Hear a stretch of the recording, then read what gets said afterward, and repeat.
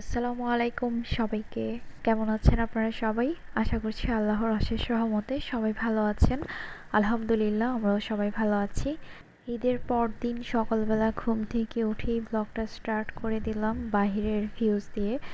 তো আজকে ওয়েদারটা একটু মেঘাচ্ছন্ন ছিল। আজকে বিকেলবেলা প্রচুর বৃষ্টি হয়েছে।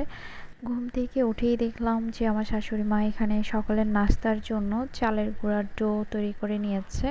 তো ডোটা হচ্ছে মথে দিচ্ছিল। এখন আমি হচ্ছে রুটিগুলা বানাবো। আর কোরবানি ঈদের পর দিন হচ্ছে মানে সকালবেলার নাস্তায় মনে হয় সবার বাসাতেই এই জিনিসটা থাকে, চালের রুটি দিয়ে গরুর মাংসের তরকারি। তো চালের রুটি দিয়ে কিন্তু গরুর মাংস খেতে সবাই কম বেশি পছন্দ করে। তো আমার বাবার বাড়িতে, আমার শ্বশুর বাড়িতে কোরবানি ঈদের পর হচ্ছে বেশ কয়েকদিন সকালবেলার নাস্তায় চালের রুটি চলে, গরুর মাংস দিয়ে খাওয়া হয়। আর এটা আমারও অনেক বেশি পছন্দের। তো এই যে এখানে আমি রুটিগুলো বানিয়ে নিচ্ছিলাম। তো প্রথমে ডো করা হয়েছিল, তো এখন হচ্ছে আরও কিছুটা ডো তৈরি করে নিয়ে আসছে। তো এখন হচ্ছে আমি বসে বসে সবগুলো রুটি বানিয়ে নিব। তো একদিকে হচ্ছে ডোটা মথে দিচ্ছিল, আর আমি এই যে এখন হচ্ছে রুটিগুলো বানিয়ে নিচ্ছিলাম আর কি। তো নতুন করে আবারও ডো মথা হচ্ছে। তো এই তো অনেকগুলো রুটি বানানো হয়ে গেল। এখন যাব এই রুটিগুলা সেঁকতে, তারপর আমরা সবাই নাস্তা খাবো। সকালবেলা গ্যাস এত বেশি ডিস্টার্ব করে, প্রায় সময় গ্যাস থাকে না। মোটামুটি নাস্তাটা হয়ে গেলে দেখা যায় যে গ্যাস চলে যায়।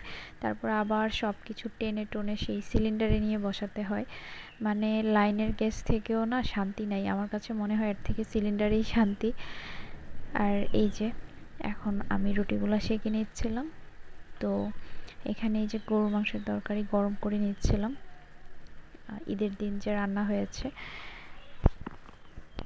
এখন হচ্ছে তরকারিটা গরম হয়ে গেলে আমরা এখন গরম গরম নাস্তাটা খেয়ে নিব। আর আজকে রান্নার তেমন কিছু নেই, যেহেতু গরুর মাংস রান্না হয়েছে, তো এটাই খাওয়া হবে আর কি। তো 2 দিন গরুর মাংস খাওয়ার পর আমার আর রুচিতেই আসতেছে না খাওয়ার জন্য। সবসময় কোরবানিদের সময় এমন হয়, মানে চারদিকে শুধু মাংসের স্মেল আর মাংসের রান্না, এগুলো দেখতে দেখতে তারপর হচ্ছে আর মানে খেতেই ইচ্ছে করে না। যাই হোক, এই যে এখন গরম গরম নাস্তা খেয়ে নিচ্ছি। সবাই এখানে বসেই খাচ্ছিলাম খাটের উপর। তো যে ডিশের উপরে মানে রুটির ডো মথা হয়েছে ওইটার উপরে রেখেই খাচ্ছি, বিছানা যেন আবার না ভরে যায় আর কি। তারপর হচ্ছে আরিশের বাবাকে বলছিলাম একটা মুরগি নিয়ে আসতে, সে আবার কক মুরগি পায় নাই, তো ব্রয়লার মুরগি নিয়ে আসছে। তো এখন হচ্ছে মুরগিটাকে কেটে কুটে ঠিক করে প্রসেস করে রাখবো ফ্রিজে। তো আরিশের জন্য মুরগি নিয়ে আসতে বলছিলাম আর কি। তো কক মুরগি পায় নাই দেখে ব্রয়লার নিয়ে আসছে। আসলে বাচ্চাদেরকে ব্রয়লার মুরগি না খাওয়ানোই ভালো, কিন্তু যখন না পাওয়া যায় তখন কিছু করার থাকে না। তো পরে হচ্ছে যাই হোক, মুরগিটাকে কেটে রাখলাম। আরিশের বাবা মুরগিটা আমাকে ড্রেসিং করে দিয়েছিল, কারণ এখানে ড্রেসিং করে দেয় নাই। তো ও আমাকে এগুলা করে দিয়েছিল, বাকিটা আমি করেছি। তারপর হচ্ছে নিহারি আজকে রান্না করব। নিহারির হাড়টাকে হচ্ছে ভাপে বসিয়েছি। ভাপ দিয়ে তারপর নিহারিটা রান্না করব আর কি। আর এদিকে দুপুরবেলা থেকে ওয়েদার একদম মানে কালো কালো হয়ে যাচ্ছিল, প্রচুর বৃষ্টি হবে বোঝাই যাচ্ছিল।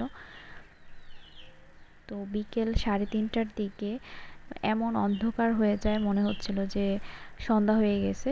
এদিকে হচ্ছে নিহারির হাড়গুলা ভাপ দেওয়া হয়ে গেছে। ভাপ দিলে প্রচুর রক্ত ময়লা বের হয়, তো সেজন্য আগে থেকে ভাপ দিয়ে রান্নাটা করলে আমার কাছে ভালো লাগে আর কি। মানে আমি নিজে স্যাটিসফাইড হই যে না, ময়লা জিনিসগুলো চলে গেছে। অনেকে হয়তো আবার ডিরেক্টও রান্না করে। তো এই যে দেখতে পাচ্ছেন এখনের ভিউটা, এটা কিন্তু দুপুর 3:30 বাজে তখন। একদম অন্ধকার হয়ে গেছে, শুধুমাত্র আকাশটাই একটু আলোকিত দেখা যাচ্ছে মোটামুটি, বাইরে কিন্তু পুরা অন্ধকার। এদিকে কারেন্টও চলে গেছে, আমি মোবাইলের আলো দিয়ে এখন ভিডিও করতেছি। তো দুপুরের খাওয়া দাওয়ার পর আমি ভাবলাম যে নিহারিটাতে সব মশলা দিয়ে আমি চুলায় বসাই দিই, কারণ এটা তো হতে অনেক বেশি টাইম লাগে। আর আমার কাছে নিহারি এক জালে খেতে ভাল লাগে না, 2 দিন জাল করে তারপর হচ্ছে বাগার দিয়ে আমি এটা খেতে পছন্দ করি আর কি। কারণ ছোটোবেলা থেকেই দেখে আসছি আম্মু এভাবেই আমাদেরকে করে খাইয়েছে, 2 দিন পর্যন্ত বা 3 দিন পর্যন্ত জাল করে তারপর হচ্ছে জিনিসটাকে বাগার দেওয়া হতো। তো এই আর কি। তো আমি কিন্তু আমার আম্মুর রেসিপিতেই এই নিহারি রান্নাটা করতেছি, এটা আম্মুর কাছ থেকেই আমার শেখা। আমার শ্বশুরবাড়িতে আসার পর থেকেই হচ্ছে আমি নিহারি রান্না করি। তো এই যে এখানে হচ্ছে আমি দিয়ে দিয়েছি আদা রসুন বাটা, তারপর আস্ত গরম মশলা, তারপর এখন হচ্ছে দিয়ে দিচ্ছি গুঁড়া মশলাগুলো, পেঁয়াজ কুচি দিয়েছি, পেঁয়াজ বাটা ছিল না, চাইলে বাটাও দেওয়া যাবে, এতে ঝোলটা আর একটু ঘন হবে।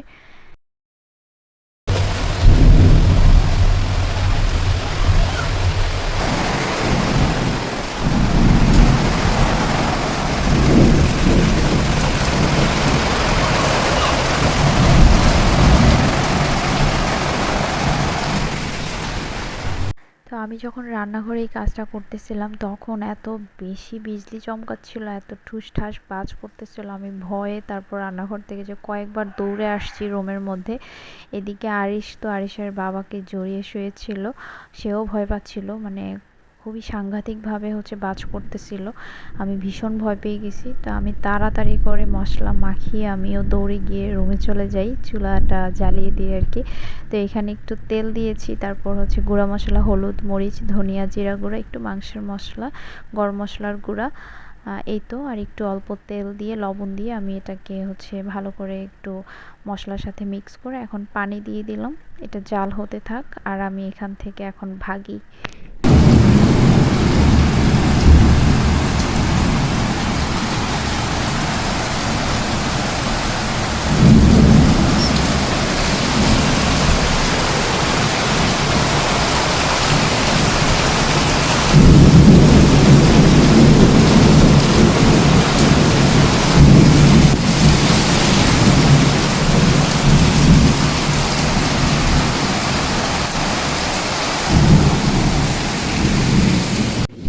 আজকে প্রচুর পরিমাণে বৃষ্টি হয়েছে, কি বলবো, দেখতেই পাচ্ছেন দুপুরের ওয়েদারটা কেমন ছিল, সব জায়গাতেই সম্ভবত বৃষ্টি হয়েছে, আমাদের এখানেও এরকম বৃষ্টি হয়েছে।